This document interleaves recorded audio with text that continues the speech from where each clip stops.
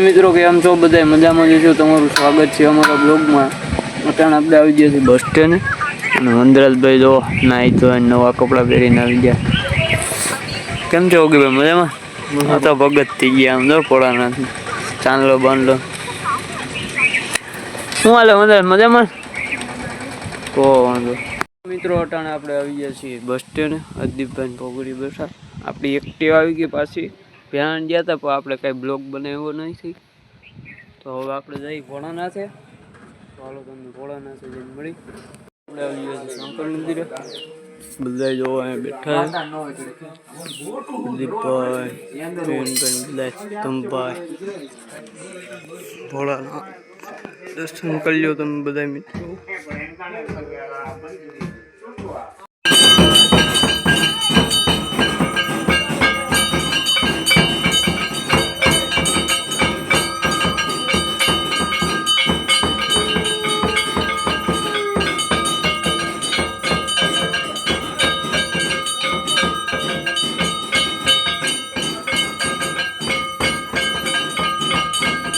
મિત્રો અટાણે અમે જઈએ છીએ શંકર મંદિરે ધૂનમાં બધા ભાઈ લોકો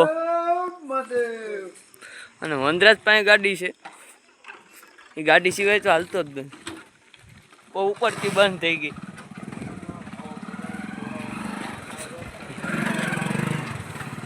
કેમ છે પકાભાઈ મજામાં ને? જો એને મારતા જાય બાબા હાટી બોલાવતા જઈશ નથી ને મજા। હું રદીપભાઈ તમે કઈ કહેવા માંગ છું બે શબ્દ તમારે ઓગીભાઈ બે શબ્દ? જય માતાજી। તમારે તો કઈ છક્કા વાયરે બનવું નથી છક્કા વાયરે બનવું નથી